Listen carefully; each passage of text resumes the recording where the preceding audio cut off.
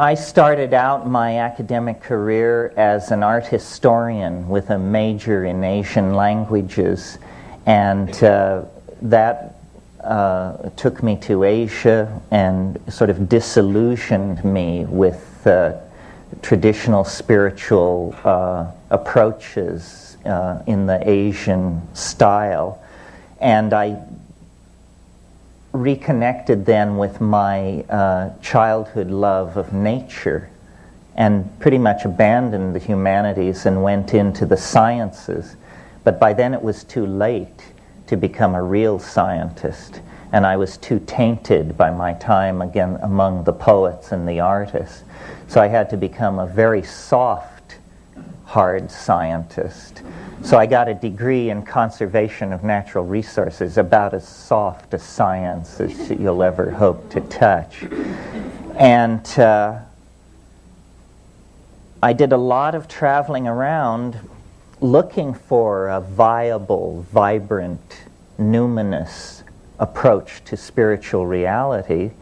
And the only place I found it was in the Amazon basin, where, as you know, there are extremely archaic groups of people who never submitted themselves to the historical process the way the peoples of the Middle East and Europe did. And there flourishes, through the use of chemically complex plants, techniques and traditions for accessing a world invisible to the rest of us, a world of forces and information that is transhuman, supernatural, if the word means anything. But this supernatural dimension is anchored in the plants that live in our world. And my brother was a botanist, and I had botanical training. As we studied the psychoactive plants of the world, especially the New World tropics, where they seem to be concentrated, we were simultaneously exalted by the realization that we had found a doorway, a real doorway into hyperspace, and at the same time tremendously upset and alarmed by the fact that this doorway is in the process of being dismantled by the forces of human ignorance that are not even aware of its existence. So this was the impulse behind the decision on the part of my partner Kat and I that these plants must be saved. They must be preserved in germplasm repositories or botanical gardens or something like that, toward a day when they can be studied and the power, the dimensions within them, can be given their real weight. So to this end, we founded a botanical garden in Hawaii that is specifically dedicated to preserving plants with a history of shamanic importance. And I mention this because this is the real world political work that we do, and everything else I will say today will be barely anchored in any world familiar to most of us. But there is a political anchoring, there is a place where it all comes tangential to the World Bank and the IMF and the host governments and so forth and so on. It is tremendously important to preserve this shamanic option, if for no other reason than we do not know what it is. We do not know what it is. Well, so at the break, if you come up, the newsletter of our botanical garden is the large stack of beige paper, and there are 300 copies of that, so I hope there's enough for for everyone. We do exist on donations, so if any of you are philanthropists, we can certainly tell you how to spend your money. We have many plans for your money. Okay. I wasn't kidding about what an honor I think it is to address the Jung Society. At one point in my life, my greatest desire was to become a Jungian analyst. And I had the good fortune of coming upon Jung very young. I was about 15 when a very precocious friend of mine brought Psychology and Alchemy in the Carrie F. Baines translation. I think it had just been brought out. And we were stunned, and we read it from cover to cover, and then went on to Mysterium Conjunctionis, Ion, the studies in the phenomenology of the self. I said to someone yesterday, we read all the books of Jung that the Jungians never read.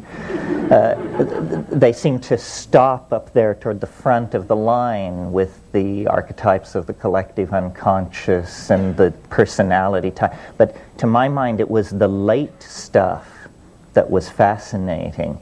And I am slightly puzzled, and we were talking about it last night, at the distance between the Jungian community and the psychedelic community, because they seem to me, the unschooled observer, to be definitely sharing the same concerns, and strangely enough, they share much of the same history and geography.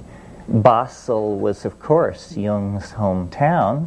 It was Albert Hoffman's hometown. Did one half of town know what the other half was doing? I'm not sure. The relationship of Jung to the unconscious, to the collective unconscious as its discoverer, has been always somewhat puzzling to me, because, of course, if you know the history of 20th century art, you know that Dada, which was the great prefigurative movement for surrealism, rose in Zurich. So, you know, we've got LSD, the schools of modern art that laid great stress on the irrational, and the great schools of psychology that extended the boundaries of the unconscious, all rattling around in these little Swiss towns. And it's interesting to imagine conversations or meetings that might have taken place when people slightly left their ordinary habits and wandered into bars they didn't know and drank with people they'd never met before.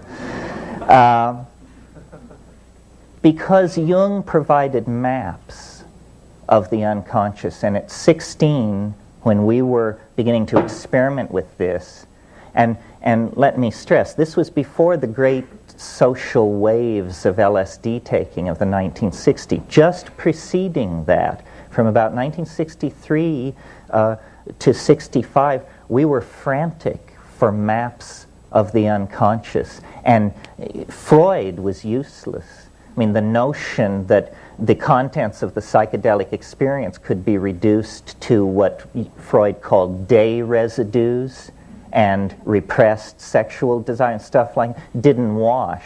Within 10 minutes you could tell that was not a serviceable metaphor. Jung, on the other hand, offered a vast pantheon of gods and archetypes and psychic complexes forgotten or abandoned. I mean, I thought of Jung basically as what I call a noetic archaeologist, someone who goes with toothbrush and nut pick to dig away the detritus from the bones of vanished idea systems. And if any of you have ever read the works of Jung in the Bollingen set, you know that the richness of it is all in the footnotes. I mean, here was a man who raised the footnote to a high art and who was aware of a literature that nobody else, to my mind, seemed to know about. that Jung's references reach 1,000 years deep into the past with great density of reference. I mean, this is where I learned about Macrobius and Dositheus and Dionysius, the pseudo-Areopagus, and all those folks that you just never hear about. It was my introduction to the underbelly of Western civilization was through Jung.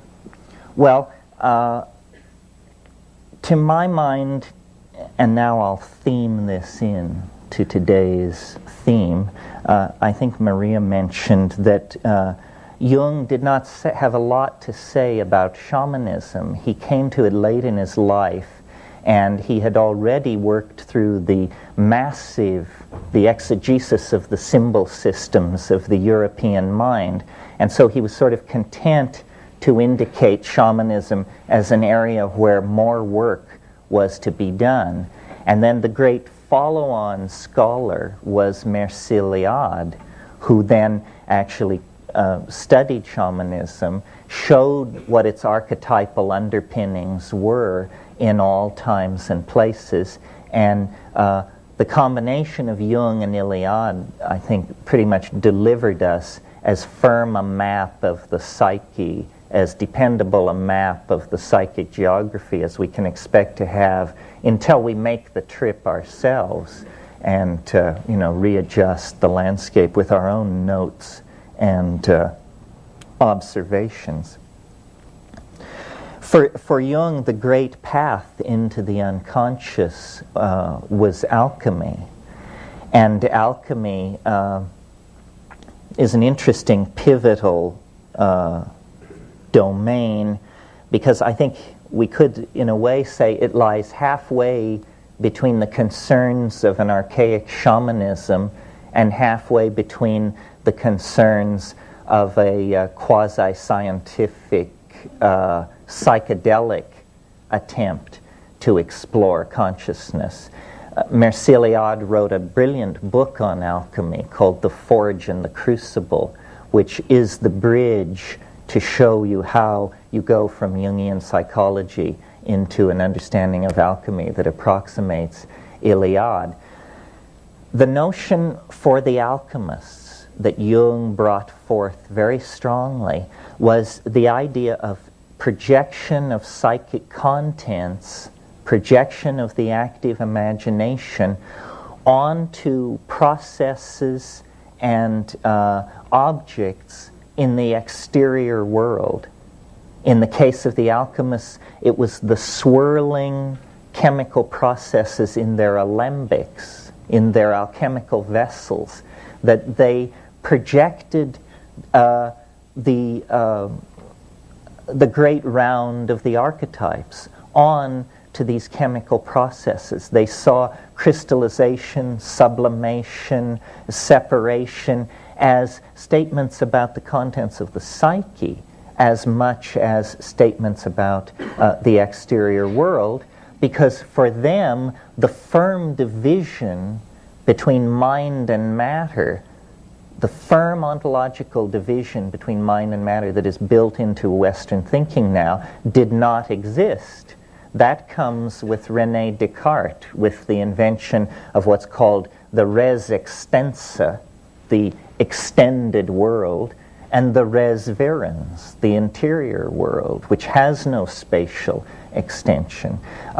So for the alchemists, mind and matter were two terms whose mutual exclusivity could be blurred under certain circumstances, and the terms of one could migrate toward the other. Well, now we as moderns ordinarily only experience this state when we are intoxicated by hallucinogenic drugs, or when we are in a state of severe psychic weakness, when there is then overwhelmment from the unconscious that is not with the permission of the ego, as happens in the psychedelic experience.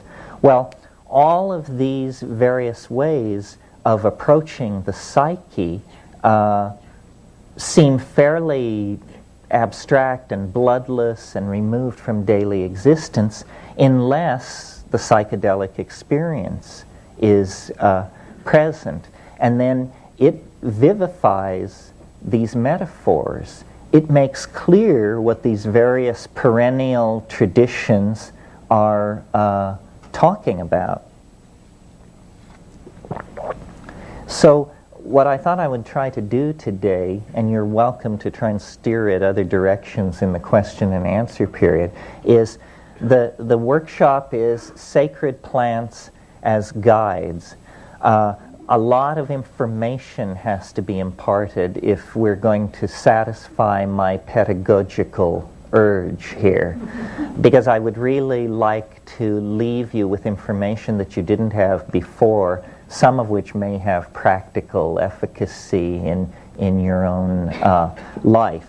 So in thinking about this very large issue, Sacred Plants as Guides, I basically break it down into 3 categories for ease of handling in a context like this.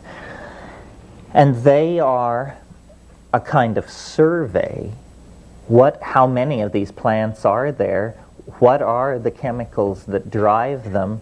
And what is their geographical distribution? In other words, just what are the botanical facts of the matter? And then, secondly, I think in order to understand what these things mean for spiritual growth and psychic development, you have to place them in a context. And the context is chronological and historical. Have these things always been around? Have shamans always been taking them? How do they relate to the synthetic drugs that have been developed in the last couple of centuries? So the history of our relationship to the pharmacologically induced ecstasy. And then finally, and probably we'll get to this this afternoon, the phenomenology of the experience and the techniques for achieving and controlling it.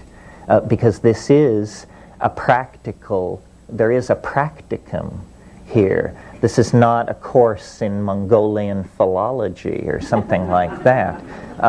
The ultimate idea is to get those who feel called to the task sufficiently informed and psychically empowered that they can push off into the oceans of mind in the interior with some fair amount of confidence that they'll return to port with all hands. So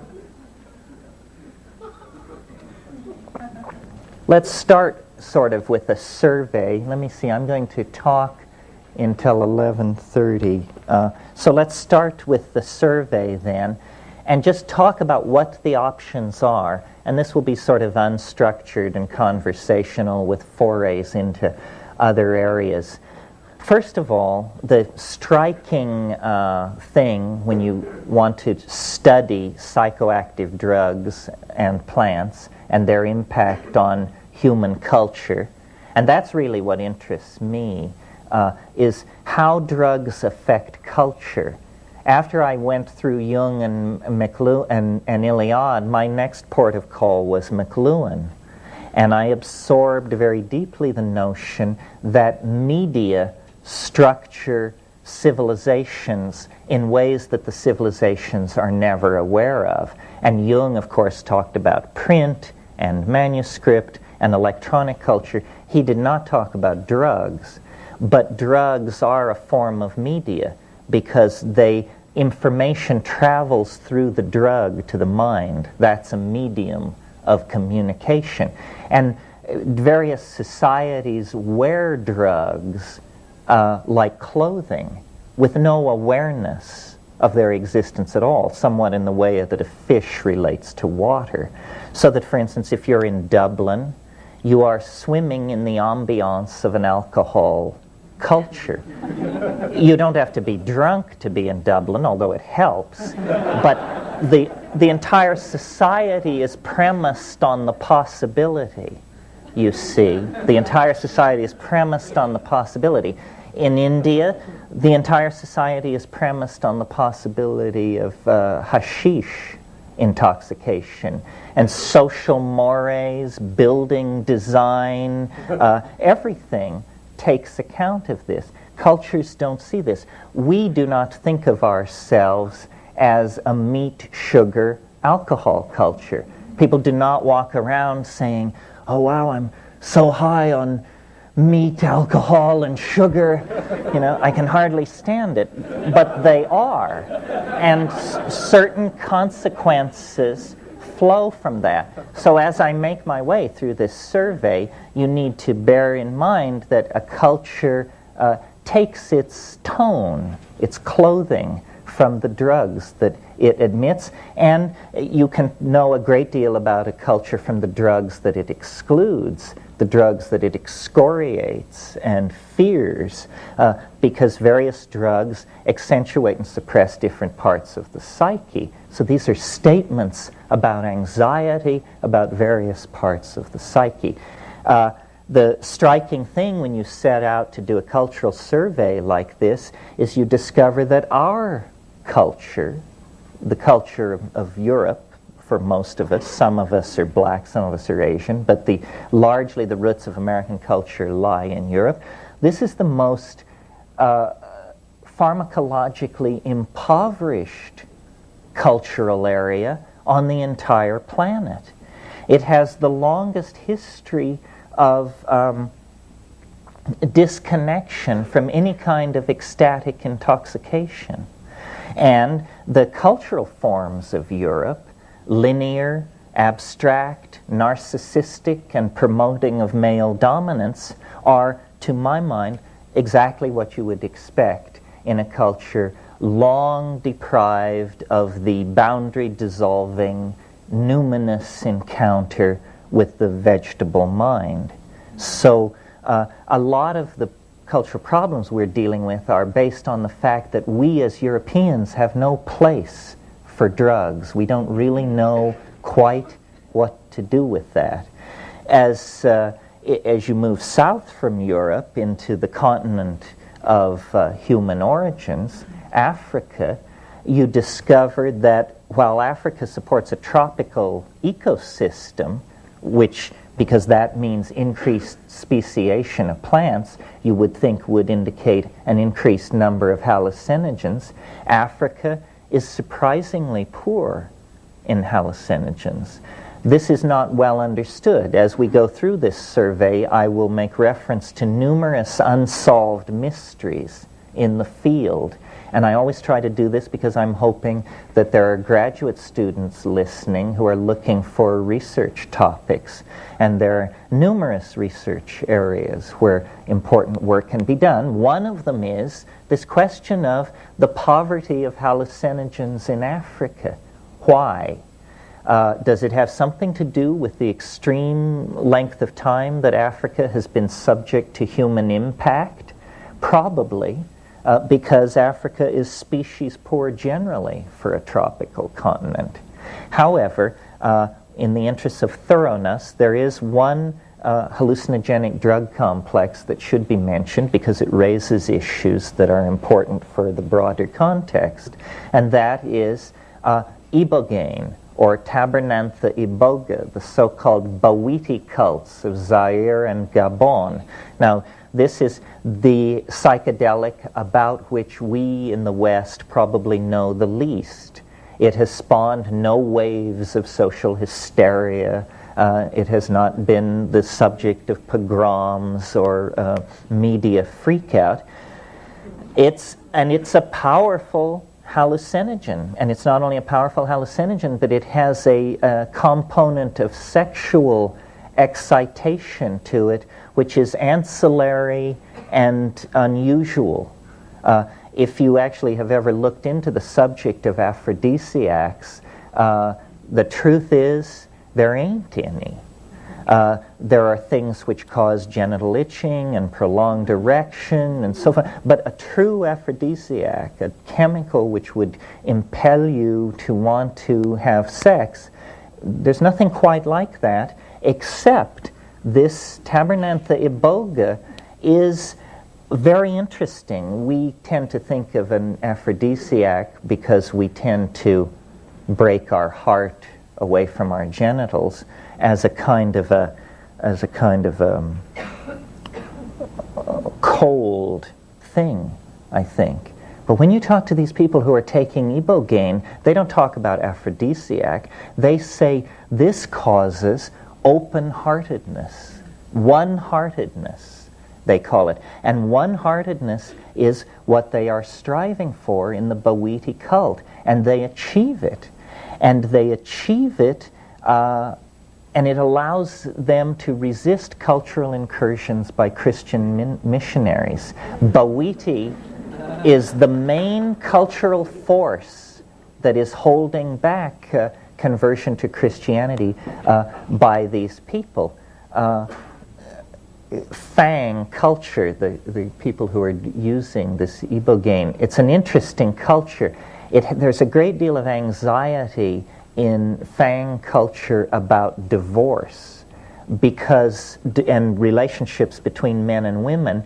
Divorce is very easily obtained among the Fang, but it's always followed by extremely lengthy and protracted negotiations with the family of the divorced partner about return of dowry. And a huge amount of neurosis and agony and murder and violence goes on over these dowry return negotiations.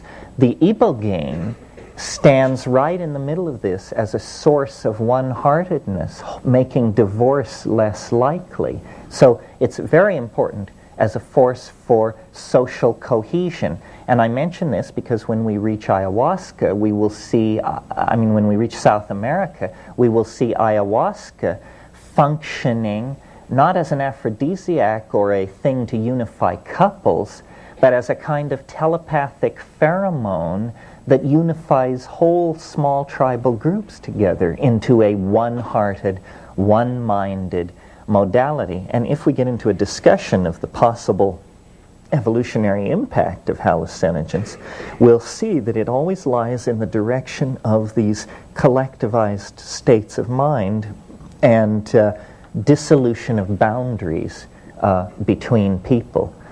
Other than Tabernanthe iboga, Africa's hallucinogens are trivial, and I won't mention them in the time we have. Cannabis is in Africa as well, but cannabis is worldwide now and probably has been for quite some time. Cannabis is a special case chemically and culturally. We tend to think of cannabis as a recreational drug, but that's because in the 20th century we always smoke our cannabis. In the 18th and 19th century, cannabis was eaten, and jellied forms of cannabis that were eaten, judging by the prose of people like Theodore Gautier, Baudelaire, Fitzhugh Ludlow, and people like that, it was as powerful as LSD, without doubt. I mean, these people were being swept to titanically alien dimensions. Well, when we cross from Africa to India, interestingly, of course, as you all know, tremendous depth of at least concern with the spiritual dimension, if not realization of it. That's a tougher call. India would be a likely place to look for indigenous hallucinogenic plant cults simply because of the spiritual obsession that characterizes Indian thought.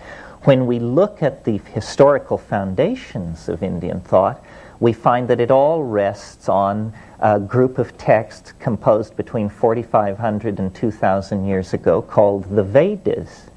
And the Vedas are nothing less but the world's longest continuing advertisement for a hallucinogenic plant. The problem is we don't know what this plant is. This is the mysterious soma of the Rig Vedas.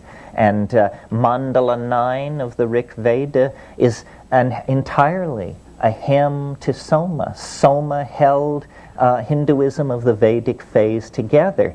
Later, it was repressed. And again, graduate students, pay attention. One of the very interesting problems to be looked at by sociologists, social psychologists, and anthropologists is How, if a drug once discovered, or a plant once discovered, is so wonderful, how can these things ever be lost or forgotten? And yet, in several instances, we deal with literatures which sing the praises of some plant or drug, the identity of which we cannot figure out, or it becomes a big arm wrestle between various competing schools of scholarship. We do not, to this day, know what soma was. Gordon Wasson, who some of you may know as the discoverer, the modern discoverer of the mushroom cults of Mexico, founder of the science of ethnomycology, believed to his dying breath that soma was Amanita muscaria, the red-topped, white-speckled amanita. This is a mushroom which has a major role in Tungusic and Arctic shamanism, but to say, as Wasson did, that this is the supreme entheogen of all time is not supported by the evidence, I think. Wasson's own efforts to become intoxicated on Amanita muscaria were not successful. My efforts have not been successful. Occasionally you will hear anecdotal evidence. Someone will tell a story about eating Amanita muscaria that obviously they had a staggering breakthrough to a rupture of plane, as Merceliad in his wonderful phrase. But it's extremely undependable. And when you look at the botany of Amanita muscaria, you discover that its chemical constituency is seasonally variant, genetically variant, geographically variant, and so forth. So often, I think, as we gain understanding of a given shamanism, we will see that it depended on an extremely deep local knowledge. And if you take what a Yakut shaman says about Amanita muscaria and attempt to apply it in the national forests of New Mexico, you could end up with a tag on your toe. These things this kind of information doesn't travel well. One of the, there are old shamans and bold shamans, but there are no old, bold shamans.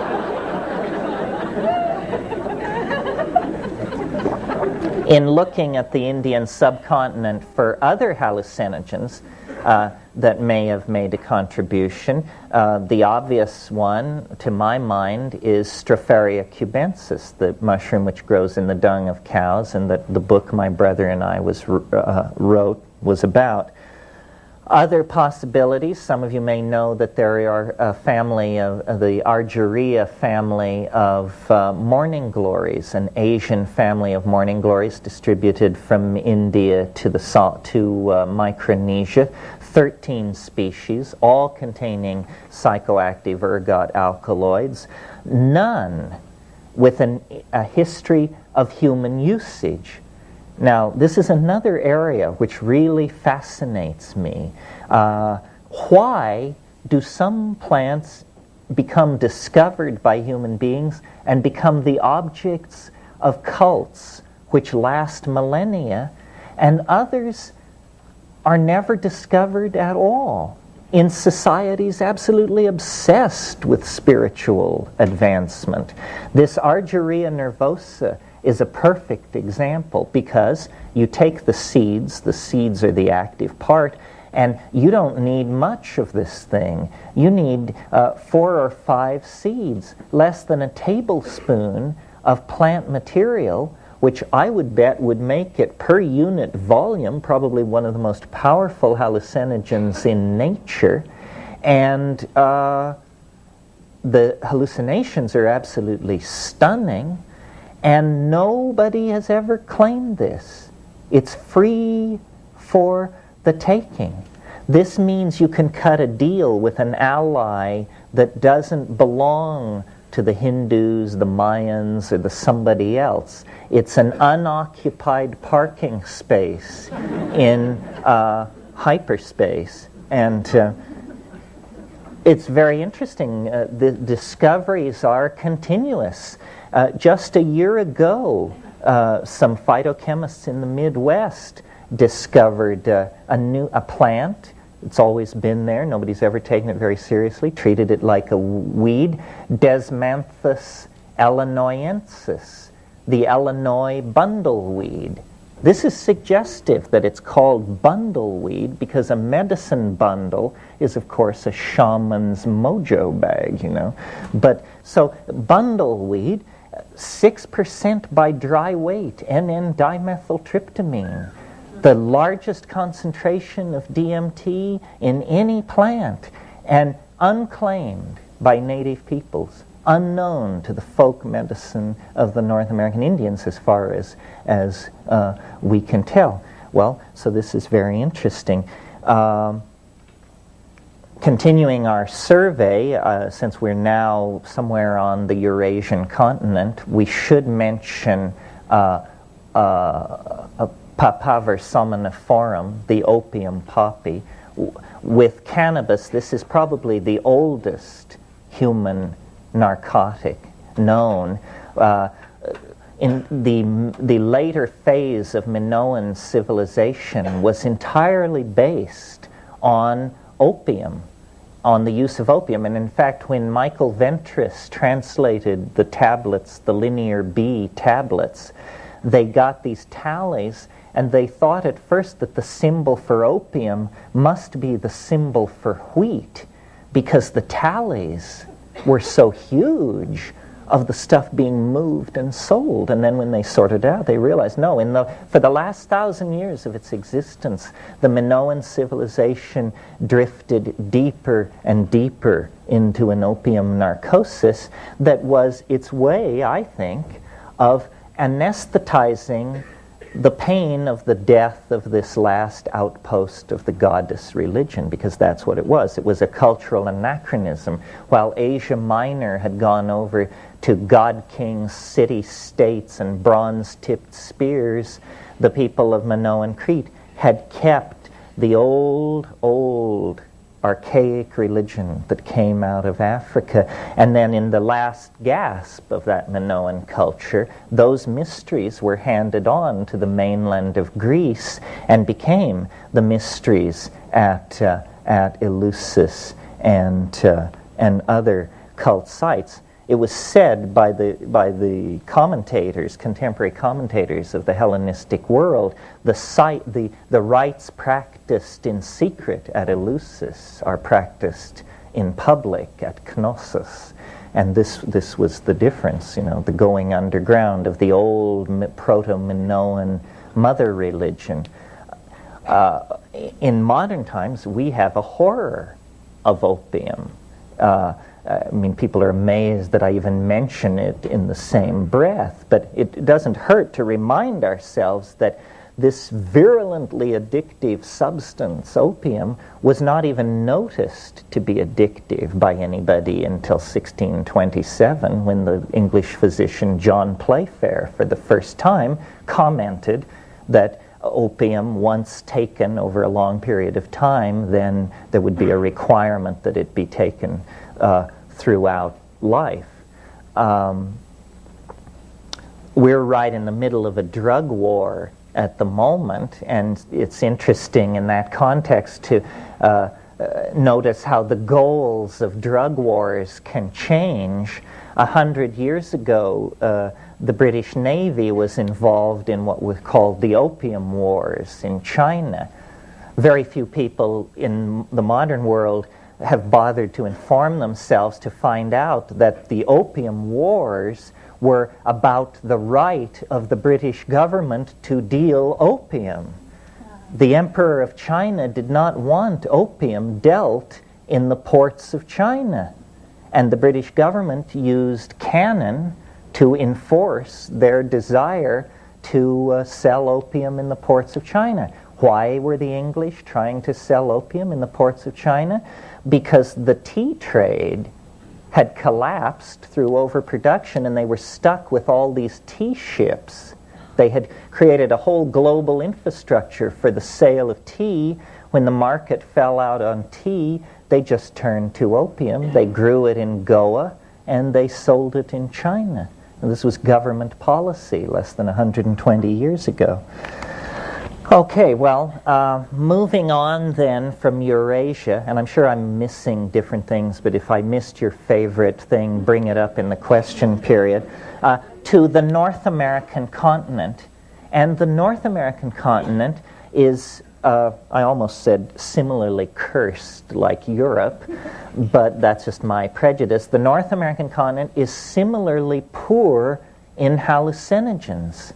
There are no very interesting hallucinogens in North America, and North American Indians, North American culture, did not avail itself of this ecstatic plant-induced shamanism. It tended more to go for what's called ordeal shamanism, the Sundance thing where you hang yourself by your pectorals on hooks and stuff like that. I mean, there are other ways to attain these visions. But you see, that absence of good hallucinogens in North America just reinforced that whole beer and woolen and uptight thing that came from Europe. The only major hallucinogen to have a role in Native American culture is, of course, peyote. And many people, without informing themselves, imagine that peyote is something which goes millennia into the past, and and this is absolutely not true. Peyote use may well be less than 1,000 years old among Native Americans. When you go back into the old graves and the old burial sites in the Rio Grande Valley and south, you don't find peyote. What you find are the beans of Sephora secundifolia. You all probably know this plant, though you may not know its name. It's the plant that produces the very hard red and black bean that they can string. If you all know what collarines are, these are erythrinas, which are related to these things. Okay, that stuff contains cytosine and cysteine.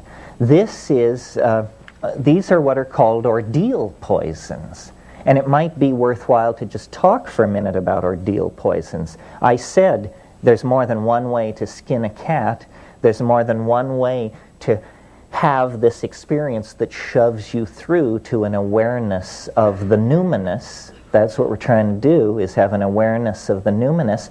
Well, in certain parts of the world where hallucinogens were not present in the biome, people concentrated on ordeal poisons. And what an ordeal poison is it's a chemical compound that you take it and you think you're going to die and you beg for death and you do not die. You get better, you're fine. And you're so damn glad to be alive that you undergo an abreaction. You get straight. You shed some of your complexes, and you turn over a new leaf. Is what it is. Well, in Madagascar, these ordeal poisons have been brought to a high state of perfection. Also in Malaya, there's a poison complex that replaces a hallucinogenic drug complex, and these are horrific poisons. So what apparently was going on in the Rio Grande Valley was, after centuries of this Sephora secundifolia cult, someone discovered peyote and said, my God, thank God. And then the other plant which was big in the Southern California, northern Mexico, and across the Southwest were the tropane-containing daturas, the so-called Tolach religion of Southern California.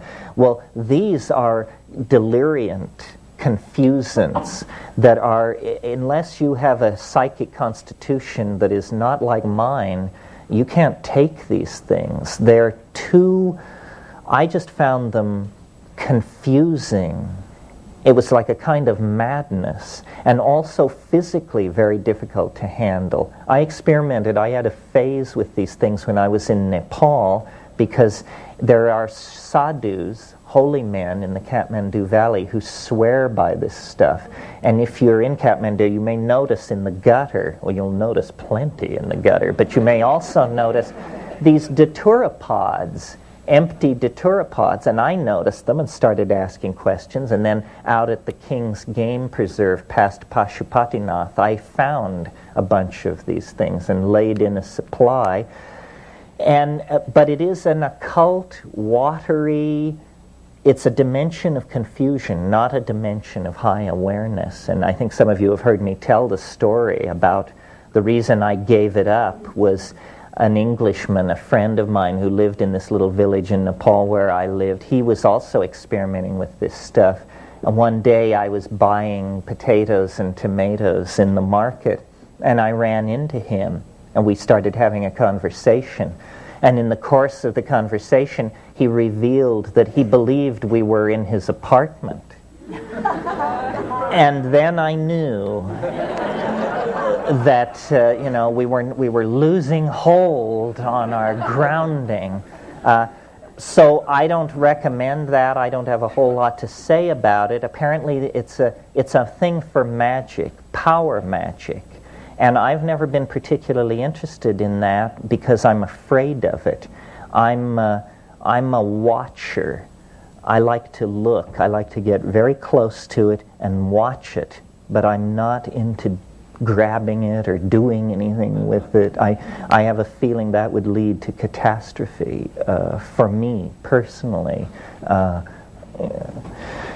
Okay, where are we now? Northern Mexico. Now we've gone all around. We started in Europe, we went down into Africa, across the Eurasian continent, North America, northern Mexico. Now things get interesting because as you leave the Sonoran uplands and go south, in the Sierra Mazateca, it is this mushroom complex which Valentina and Gordon Wasson discovered in the 1953s. 17 to 22 species, it depends on who's counting, of extremely endemic, meaning very localized species of mushrooms, all producing psilocybin, coincident with the cultural site of the Mayan, Mixtec, and Mazatecan civilizations.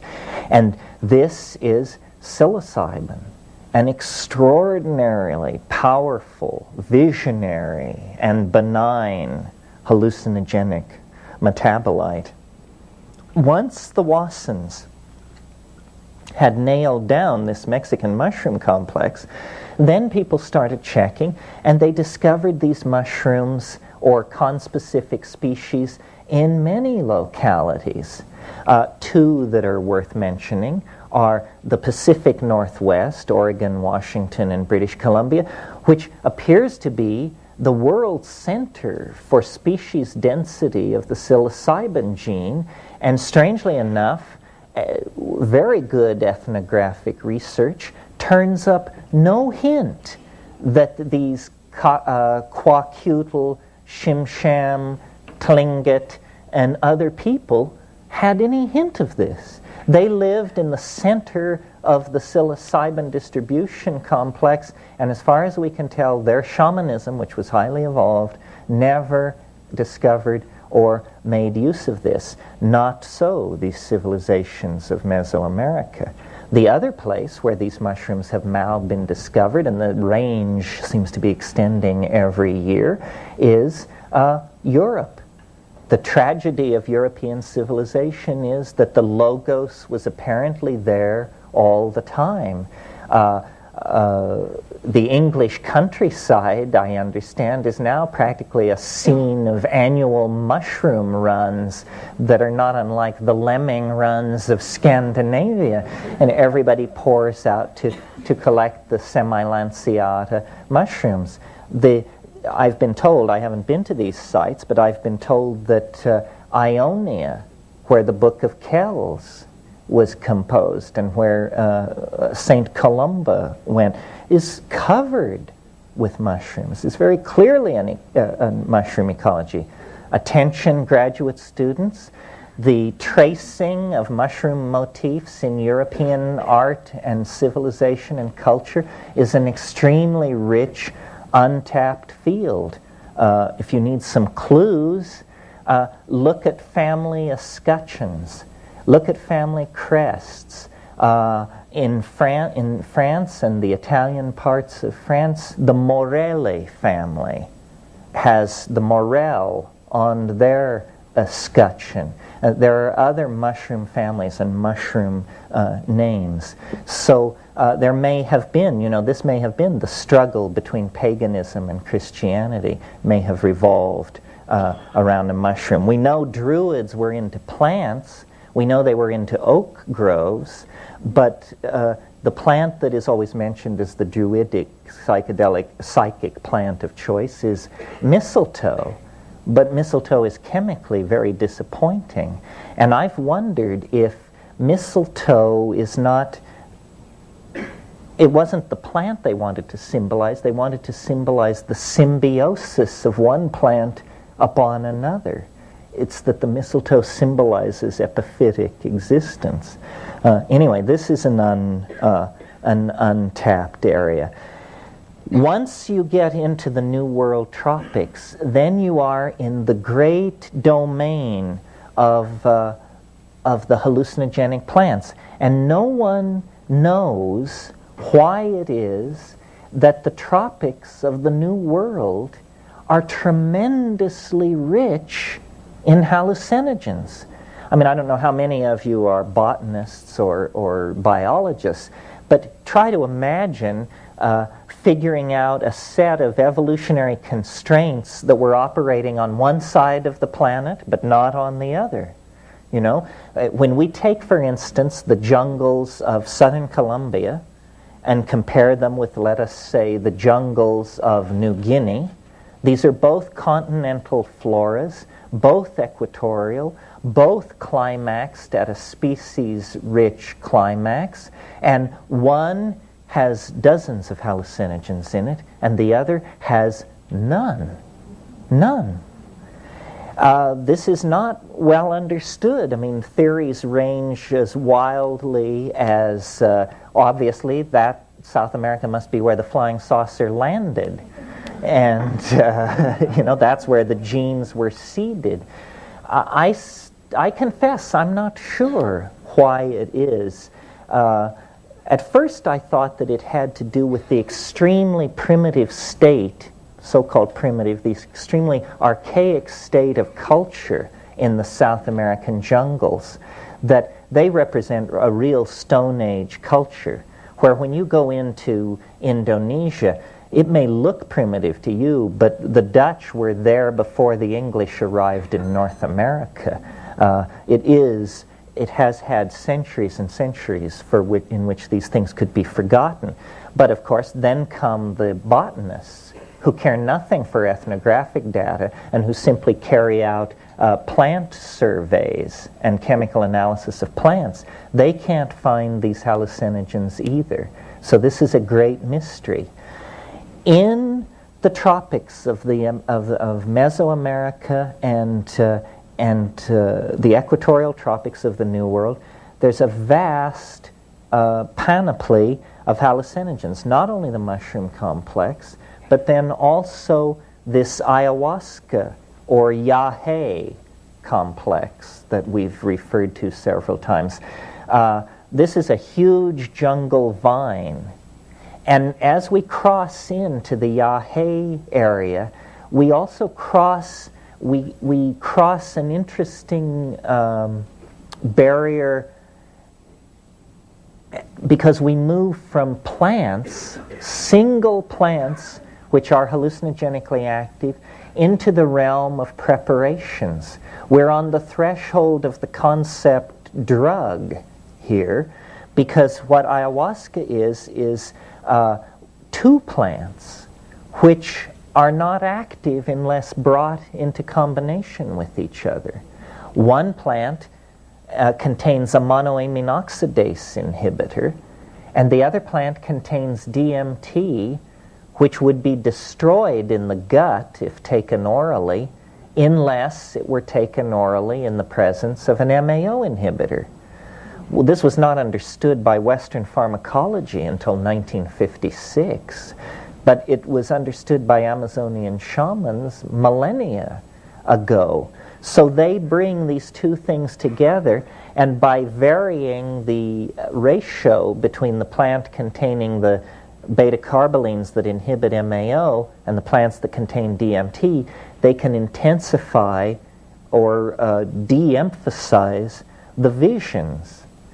Well, most of the hallucinogens in the Amazon basin run on tryptamine of some sort, usually DMT. In the upper basin of Colombia, Ecuador, Peru, like that, you get these yahe ayahuasca beverages. These are things you drink, and then it comes on. You have these outlandish trips. As you go down into the lower basin, the Banisteriopsis cult gives way to these snuff cults, Ibina and Niopo, depending on the languages. These don't depend on an MAO inhibitor for their activity because they're absorbed through the subnasal mucosa, which is an extremely effective way for getting drugs into the system. The problem with that complex, the snuff complex, is that we are just physically such delicate and wimpy people that we can't stand that route of drug administration, because what they do is they toast these seeds of Anodonanthera peregrina, this huge leguminous tree which is the source of the seeds.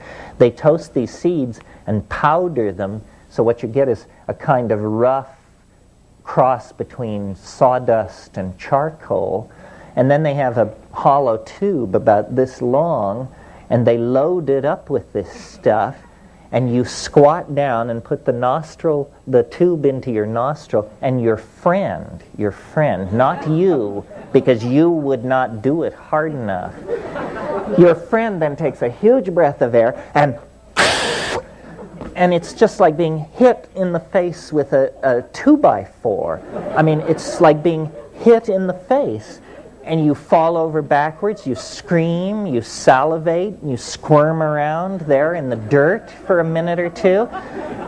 And then you sit back up, and by that time, the tube has been reloaded for the other nostril. And then, and your eyes, your sinuses can't believe what's happening to you. So you have to sort out this whole sinus shock, which is going on in parallel with then an evolving strange state of mind, which is beginning to take over and clarify everything. And then there are numerous minor variations on these themes. Might talk just a little bit about the chemistry of these things and the chemistry of hallucinogens generally. My attitude toward this question of plants, compounds, drugs, should these things be used for spiritual growth? If the answer is no, then that finishes. You don't have to go any further. If the answer is maybe or yes, then other questions arise. Which compounds out of this whole survey, and at what frequency, and at what dosage, and under what circumstances? And over the years, I've sort of evolved a three-way test that I will share with you, because I think it's maybe operationally the most useful thing you'll hear this weekend. And that is, if you are contemplating some compound, some plant, then the first thing to ask yourself is, does it occur in nature? Does it have some tangentiality to what is already existing? Because obviously what exists, that's nature, has undergone some vast winnowing process out of the set of all things which might exist. In that wonderful phrase of Alfred North Whitehead's, certain things have undergone the formality of actually occurring. you know, and so certain compounds have undergone the formality of actually occurring in the biological matrix, and so they should be our pool out of which our experimental compound should be drawn. But this is thousands of compounds. How can we further narrow it? Well, an excellent way of narrowing it further is to ask the question of this compound: does it have a history of human usage? Does it have a history of human usage? That is your FDA approval.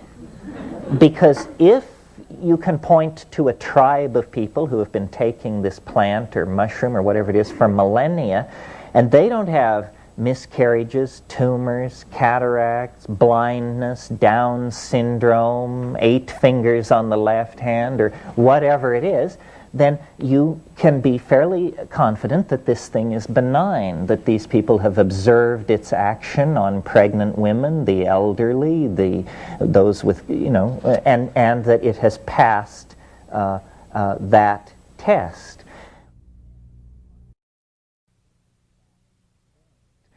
Then, finally, the narrowest gate through which a compound has to go to intersect my precious body is it has to have an affinity to ordinary brain chemistry.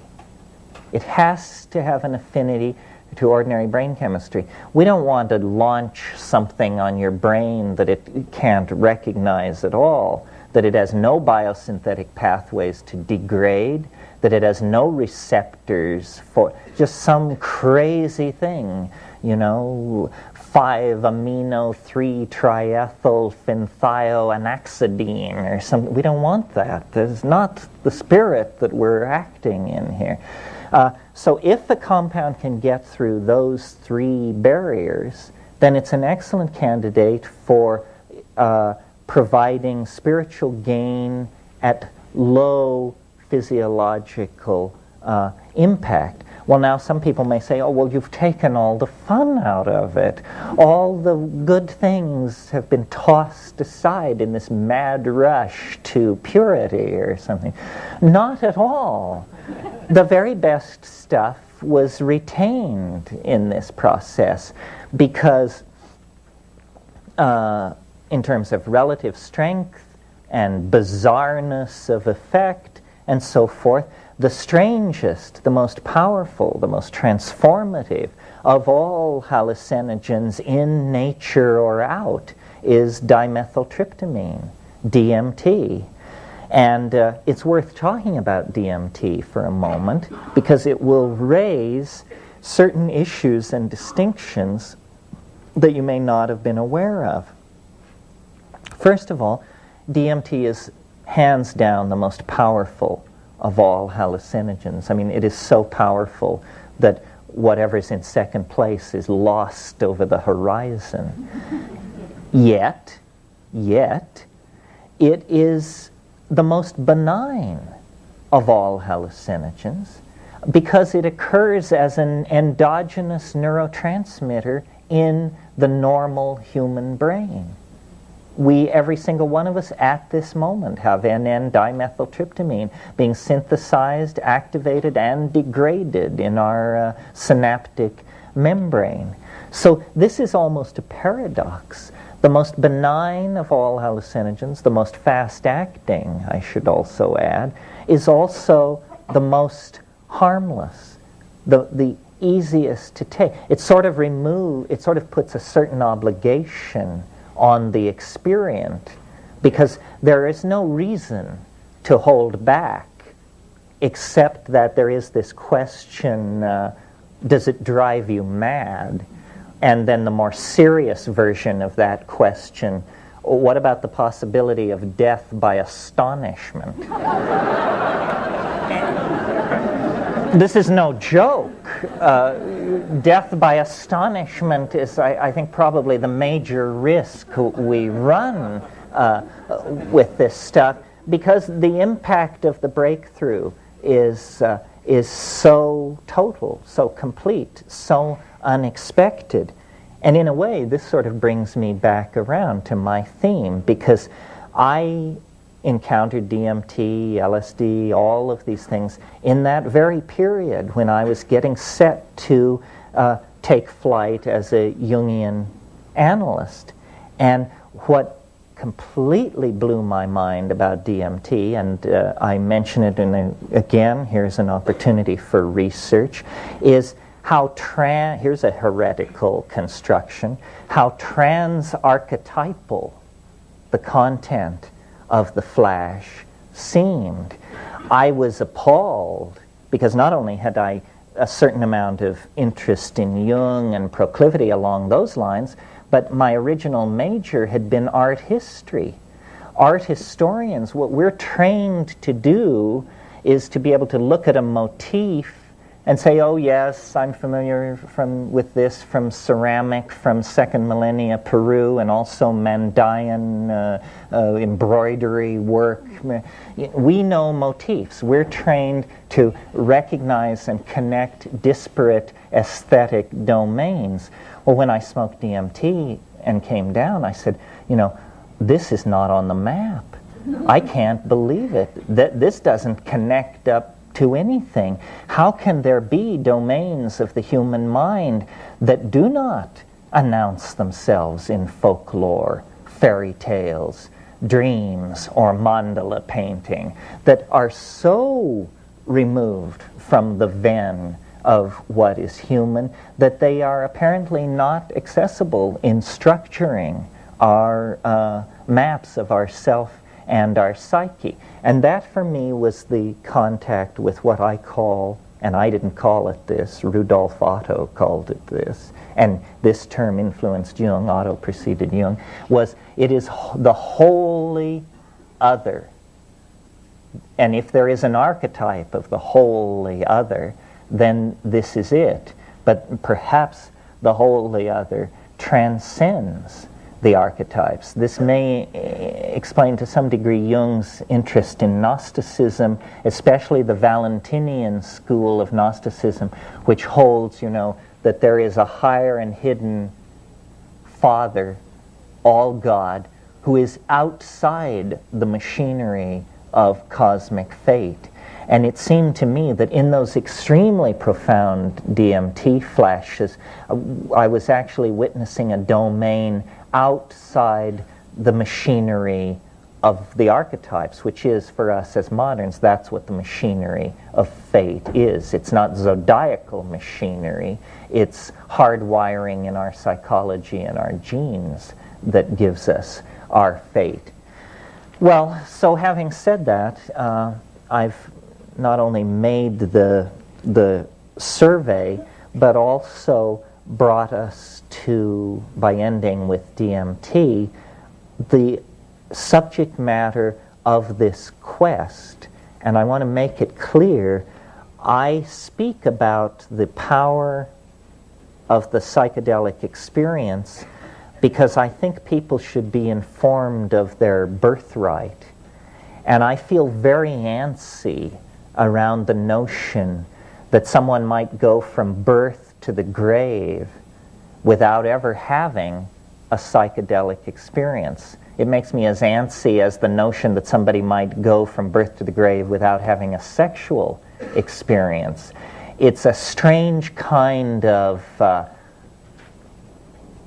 protective denial, or a kind of expression of fear. This is our birthright. This is part of what it means to be human. These altered states of consciousness, I think, are pretty much scripted into the existence of women because most of them will give birth, which is an organically scripted psychedelic experience from which there is no escape unless, of course, you go for the drug knockout, the spinal, and then you miss everything. But biologically, physiologically, women are set up for this experience. Men are not. It's possible to build such barriers against overwhelmment that it never happens in your whole life.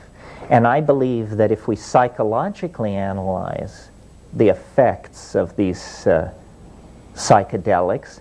What they do is they dissolve boundaries. That's all.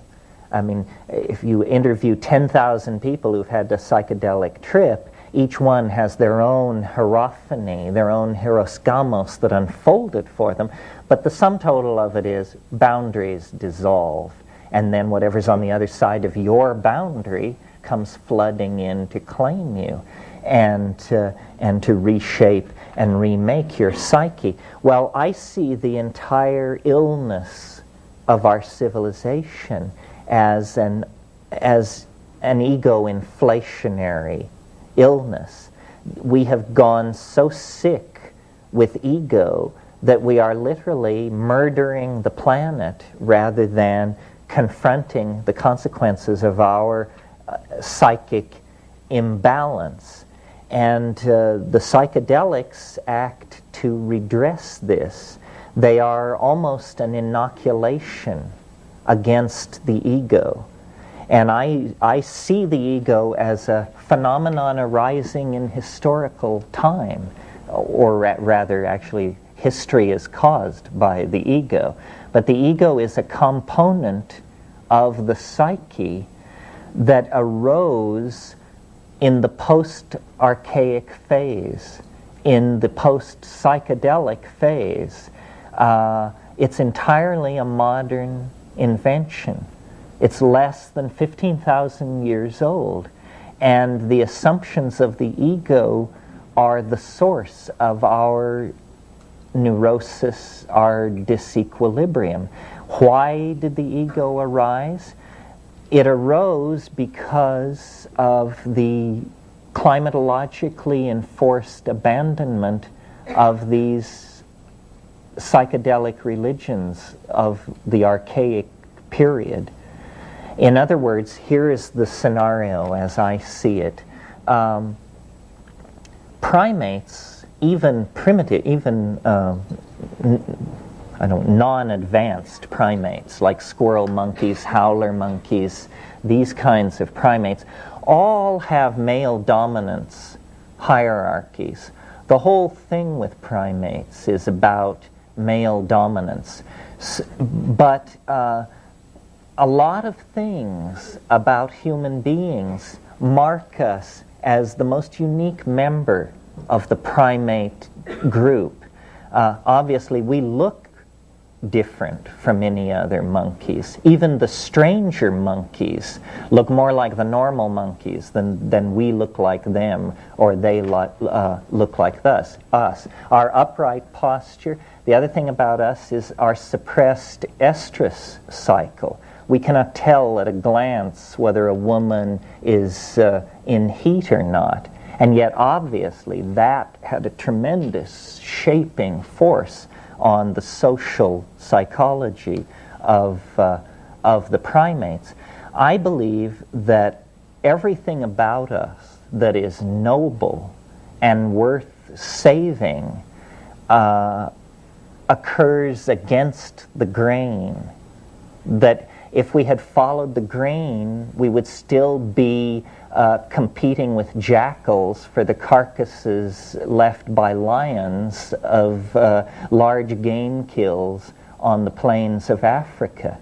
But when the African continent began to dry up and we were forced out of the trees where we had an arboreal vegetarian lifestyle, we came under great pressure to expand our diet. And I believe that the great unstudied factor in human evolution and human emergence is the effect of a complex diet on our emerging species. And it's not only the presence of hallucinogens such as psilocybin in the diet, but other things as well. Psilocybin is the most spectacular case, and if you came to see Darwin, you'd have to hear about evolution. So you came to see me, so you have to hear this little theory about human emergence. Most of you can probably recite it by heart now. But it's a three-step feedback loop from a fairly bright monkey to a fairly stupid human being. And the way it works like this: these monkeys come down out of the trees. They're predating on kills of ungulate mammals made by lions. They're competing with jackals. They're testing all the foods in the environment, and lo and behold, in the manure of these ungulate mammals that are irradiating across the African continent, there are what are called coprophytic mushrooms. And the presence of large amounts of tryptophan in manure as a substrate means that these coprophytic mushrooms elaborate psilocybin. So here in this new grassland environment are the psilocybin mushrooms. Well, these proto-hominid creatures testing foods for their diet would reach the psilocybin and would test it. Well, then this three-part feedback loop to humanness then comes into play. And it works like this. Very, very light doses of psilocybin, so light that you cannot an hour and a half or 2 hours later tell you've taken anything. You say, I don't feel it, I feel completely normal, I must not have taken enough. That dose, if you would submit yourself to being tested by an optometric apparatus, we could show you that your vision has improved slightly. This is an effect of eating small amounts of psychoactive amines, increase of visual acuity.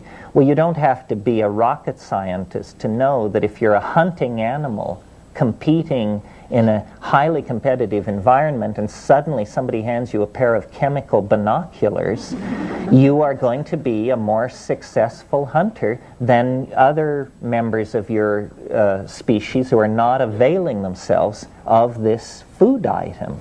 So there was reinforcement there. Aha! If we eat these mushrooms in small amounts, we will be more successful hunters. Or maybe it was never raised to consciousness as an if-then relationship. It was just, we eat mushrooms, we hunt well, kind of thing.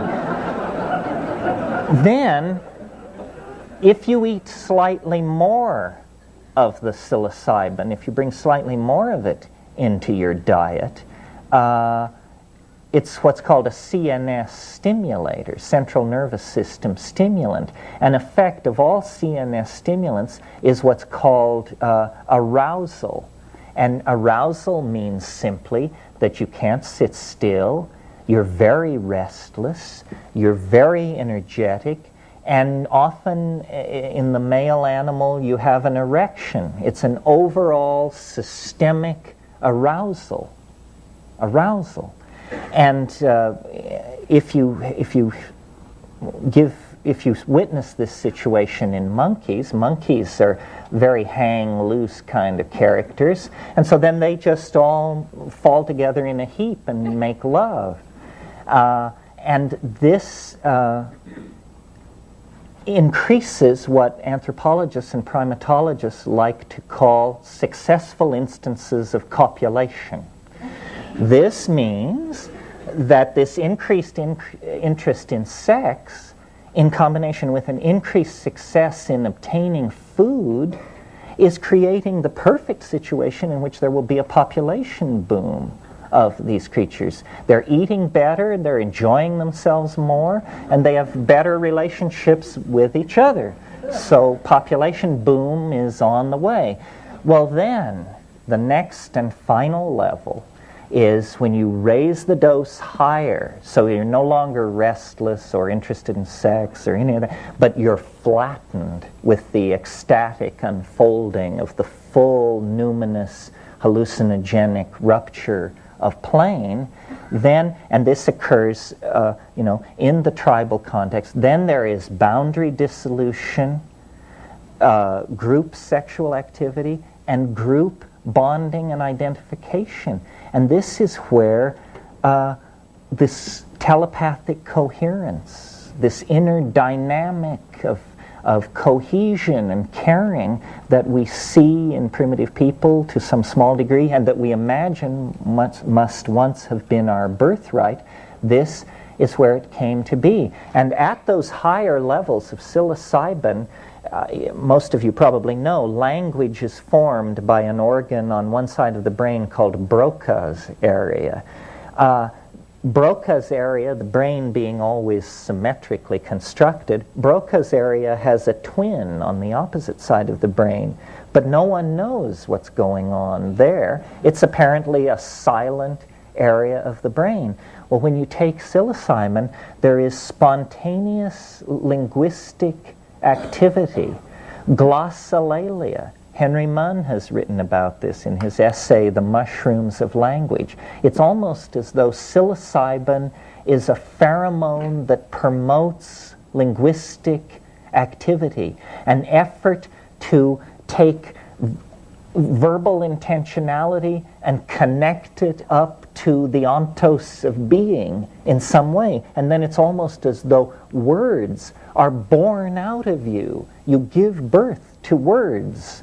And these concrescences of meaning then create a kind of unitary ambiance which we call understanding. Language is a miracle. I mean, make no mistake about it. I don't think any amount of dissection of monkeys or human cadavers will give you any insight into language. Language is a behavior of some sort, so bizarre, so many orders of magnitude more complex than anything else we do, that for all practical purposes, this is the thumbprint of God upon creation. Human language.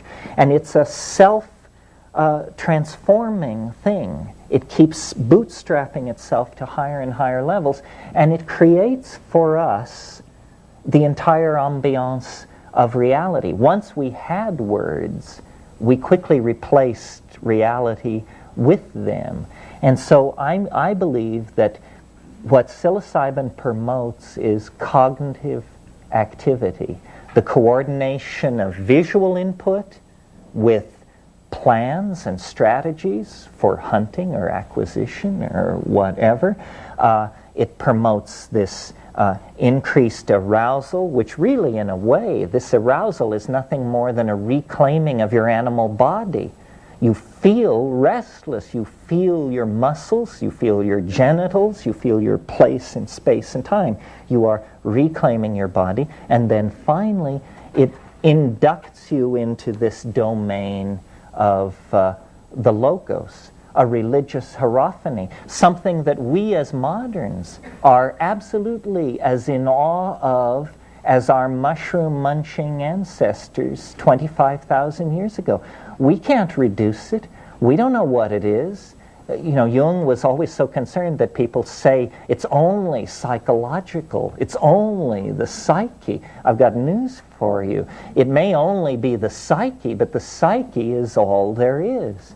And as we came into a relationship with the mushroom, humanness emerged on the African veldt and was able to stabilize itself for a few millennia, and then we fell into history because of climatological change, for many reasons, but we literally fell into history, and now we operate in this lower domain, a domain of limitation, of misunderstanding, of low-grade languages, and we are neurotic, we are unhappy, we are dysfunctional, and I believe this is because our connection to the logos, to the informing voice that gives meaning to being, has been broken.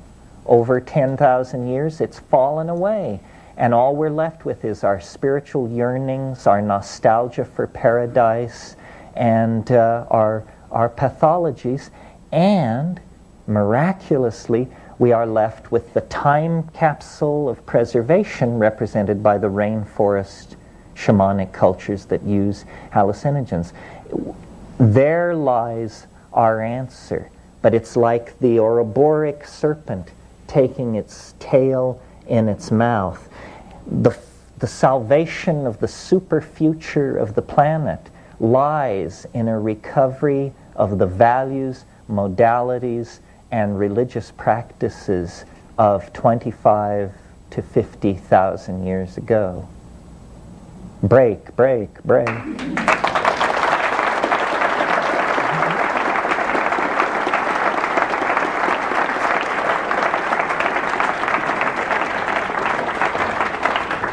I'm going to disappear if someone...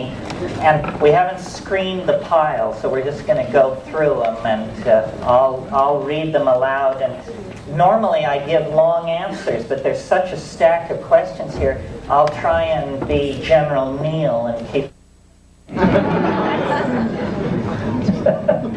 or General Brief and keep it Neil. Since DMT is present in the brain, does the introduction of excess DMT shut down the production of natural DMT in the way that the body stops producing opiates during opium usage? If so, what are the effects? Is DMT really so perfectly chemically benign?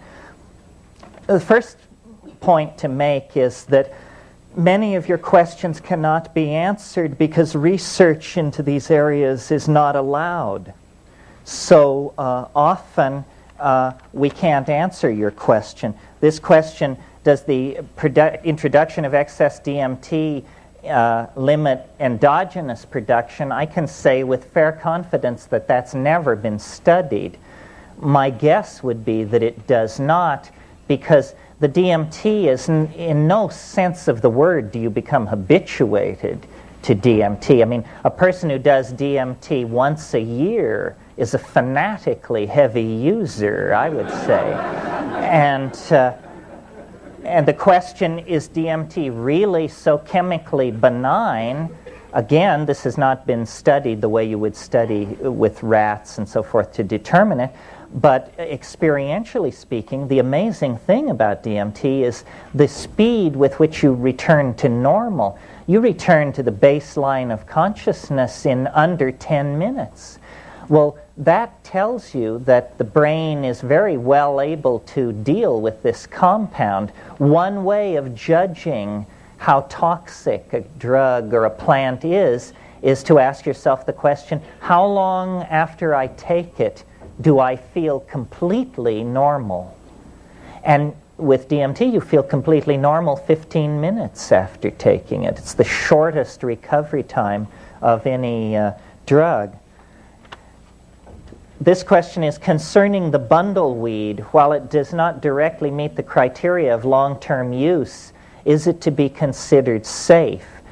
I'd say the way to answer that question is to do a chemical analysis of the bundle weed. If there's nothing present but DMT in it, I would think it should be considered safe. Now, there may be other compounds present. In South America, it's possible to contrast two plants, Psychotria viridis, which has almost entirely nothing in it except DMT as the portion of its alkaloid fraction, or Varola carthaginensis, which is used in the making of snuff, and chemically it's a mess. It looks like they swept the floor. You've got NN-DMT, 5-MeO-DMT, alpha-methyltryptamine, monomethyltryptamine, 6-hydroxy-O-methyltryptamine. All of this you don't want. You want a narrow, surgical strike on the synapse is what you're going for, not splattering all kinds of junk all over the place.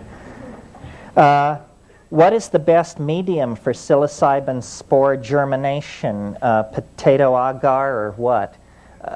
The best medium is rye malt agar, no question about it. Go with rye.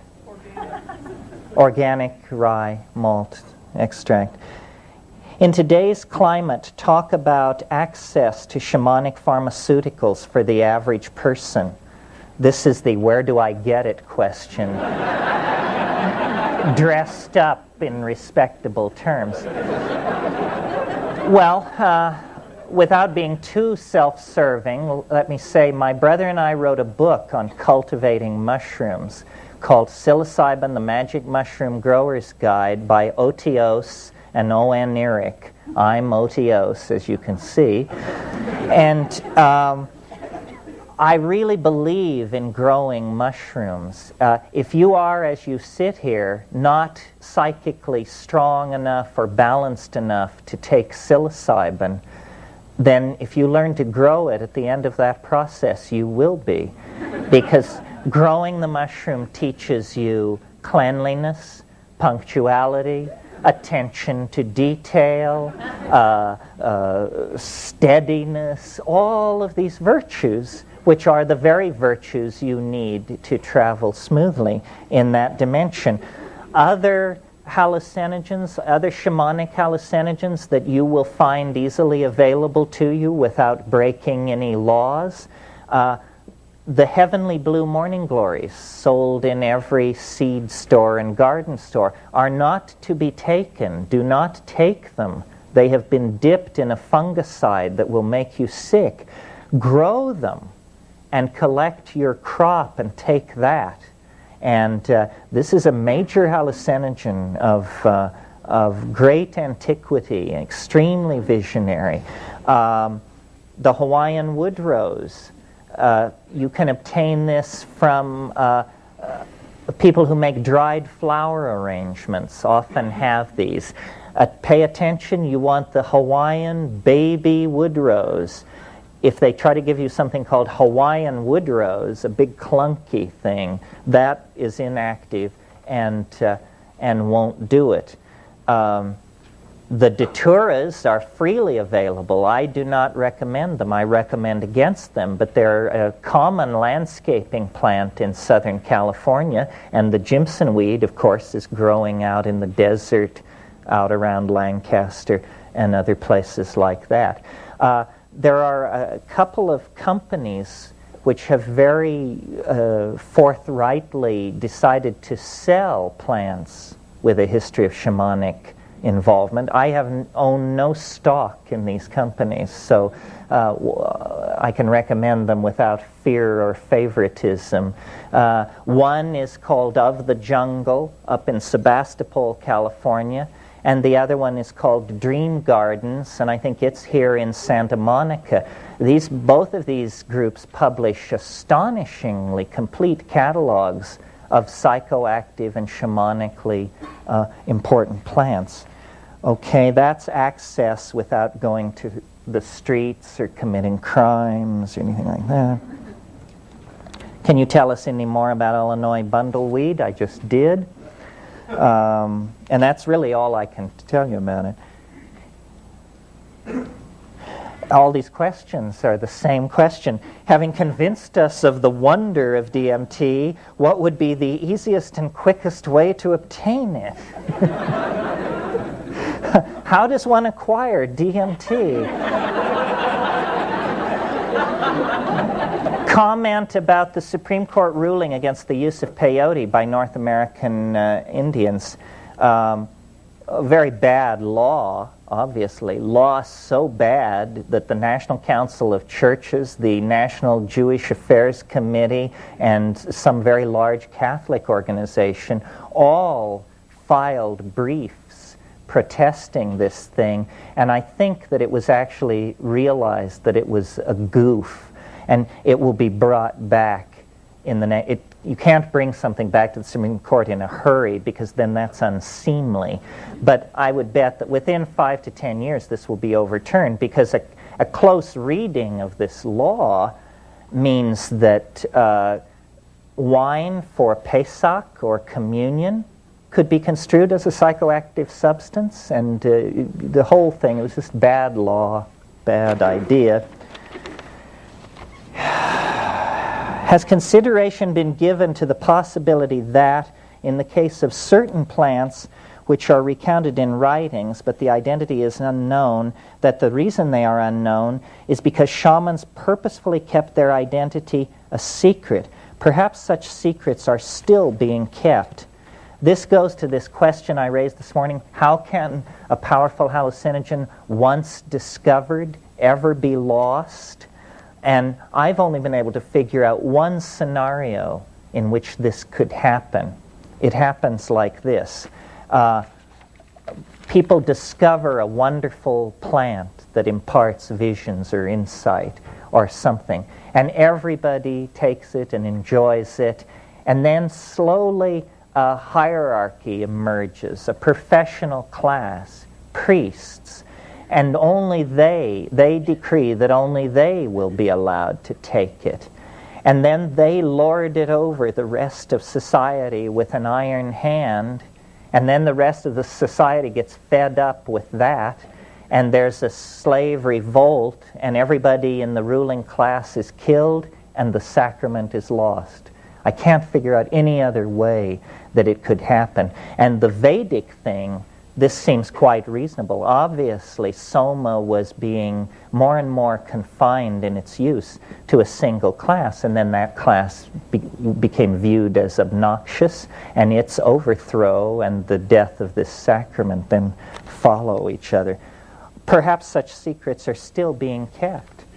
Perhaps they are. The fact that this bundle weed could turn up at so late a date probably means that there are shamanic lineages with secrets that we don't know. As a field ethnobotanist and an explorer, I'm always interested in the unconfirmable rumor, and there are some doozies.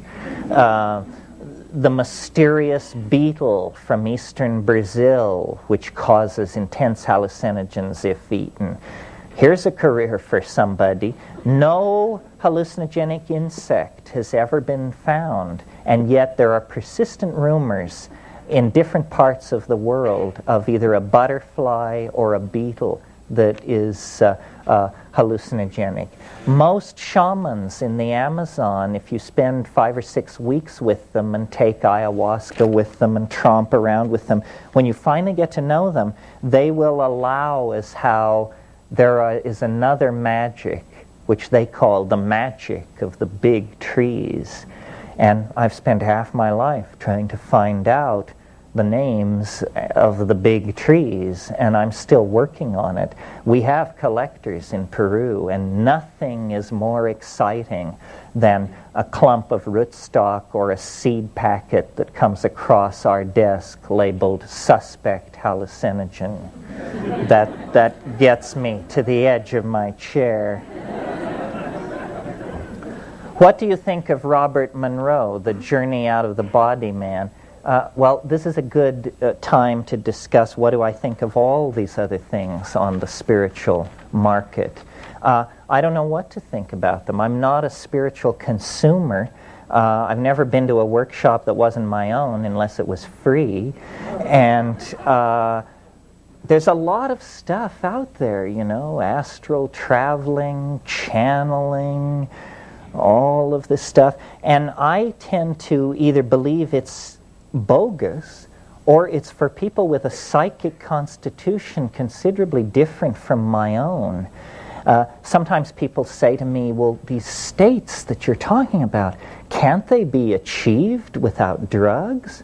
Well, the answer to that is, my God, who would want to?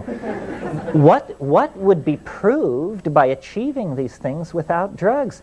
If the things I'm talking about began to happen to me without drugs, I would be very, very concerned and alarmed. Because,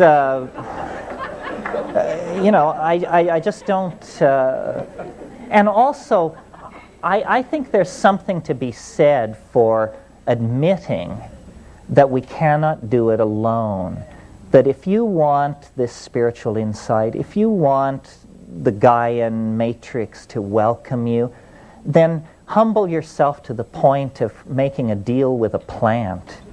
That's the key. You can't enter the bank without the key to the bank. The key to the bank is a plant.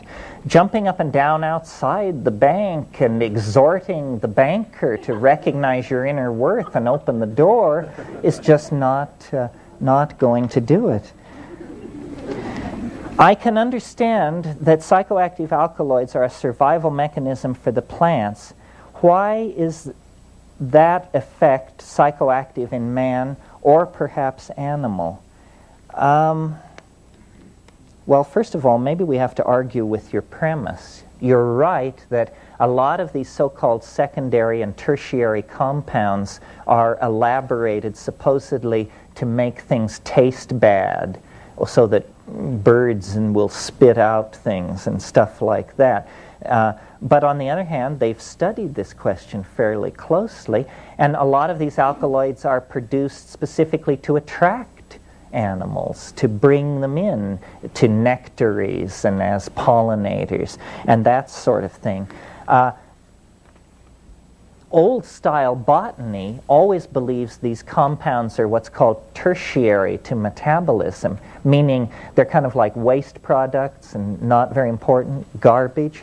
But when you look carefully at a psychoactive plant, invariably what you see is that the psychoactive chemistry is going on where metabolism is most active. This is an indication that actually these things aren't tertiary at all. They are doing something for the plant, but we don't know what it is. As to why they have this peculiar effect that they do in us, I think that's because there was anciently and over the evolutionary life of human beings actually a connection between us and nature, and that these drugs are the antenna, the switches that switch us back toward the logos of the natural world. I suspect that all of nature is a seamless web of pheromonally mediated connections and interactions, and that we are just not yet at a sufficient level of analysis and sophisticated observation to see this interconnected web. You know, our idea of nature is that it's all tooth and claw, survival of the fittest and the devil take the hindmost. The new version of evolution is entirely different. It says the way you attain survival is by making yourself indispensable to everybody else. So it's not by triumphing over the ecosystem, but by integrating yourself so thoroughly into it that it can't function without you. Then you're on your way to being a dominant species, not by crushing the opposition. Let's see how we're doing here. What are deconstructionists doing to our understanding of the language? Is it helpful?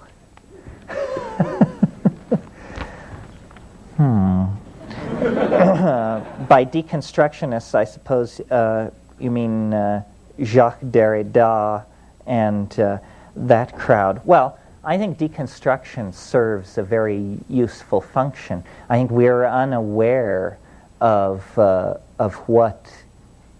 how thoroughly language is the medium in which we swim, how thoroughly our world is built of language.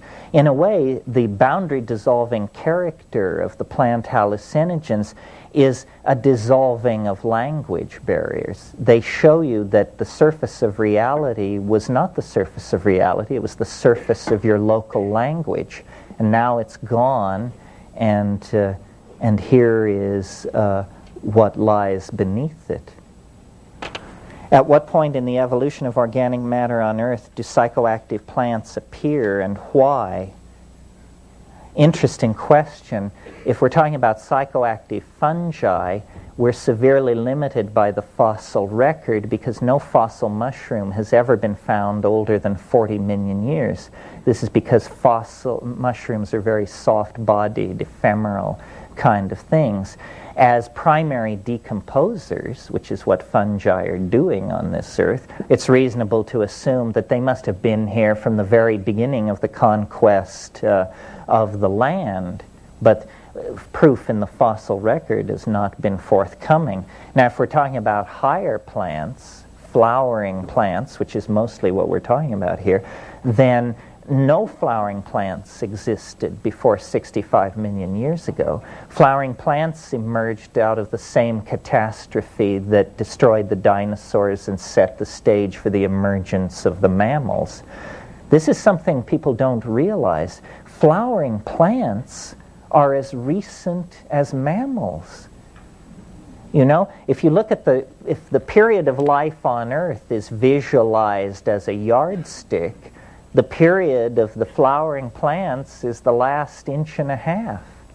And it's also the rise of the mammals occurs in that last inch and a half. So before that, the plant life on the Earth was of a very different sort, and we know nothing about its chemistry.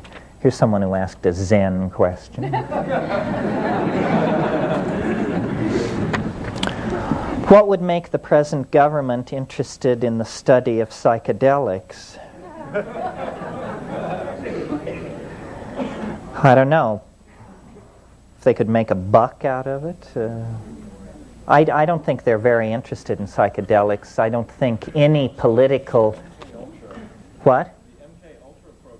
CIA, they were very interested in psychedelics. Except that they abandoned it. Yes, MK Ultra, for those of you who don't know, stands for mind control, spelled the Southern way.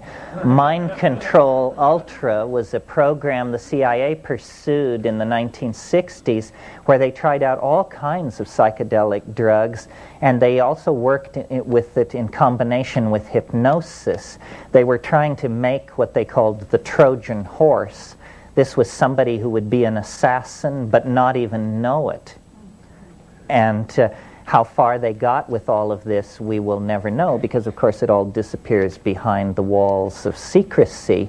But the declassified history of the CIA and LSD is very interesting. Some of you may know the book Acid Dreams by Martin Lee. Fascinating history of the way the government tried and really failed, I think, to use psychedelics. The government's initial approach to LSD was, this is great. This is a truth serum. We can give this to enemy agents and they'll tell us all we know. Well, a few months of following that path, they decided, no, this is an obscurity drug. We can give this to our agents and they can take it if they're captured and no one can learn anything from it.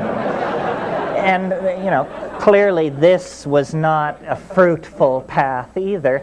And I don't fault the government. I don't really fault the government for this. After all, the government is in the business of being the government. I don't think any institution can inculcate psychedelics into its own program, because psychedelics destroy institutions. All institutions. I mean, it's like trying to move an acid around that corrodes whatever pipes you pour it through. And because the boundary dissolving quality of psychedelics is precisely the quality that government is involved in resisting. Government builds up labels, hands out role models, explains how everything is, and this stuff just then melts that back into a primal chaos. So it's pretty corrosive of any social values that don't arise spontaneously out of biological organization. It's anarchist. It's the acid of anarchy in a way. All right, we're never going to get through this list, but it's gratifying to know it's here if we need it. Here's a question about the time wave, which I'm going to skip because we're not talking about the time wave today, and pity the poor soul who's never heard of it.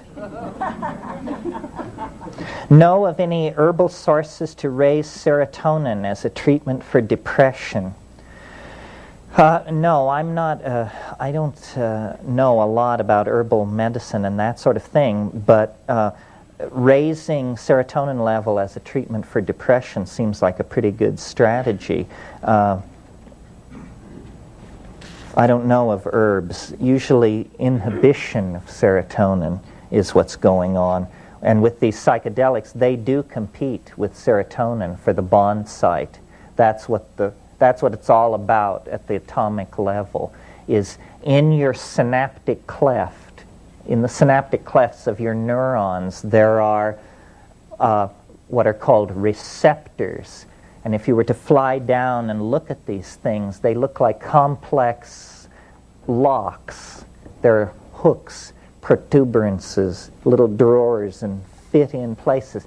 Well, then the drug molecule is carried into the synaptic cleft by the bloodstream, and it seeks to what's called occupy the bond site, or simply bond.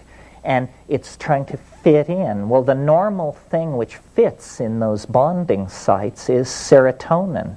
But some of these hallucinogens are much better fits than natural serotonin. They are what pharmacologists say competitive at the bond site.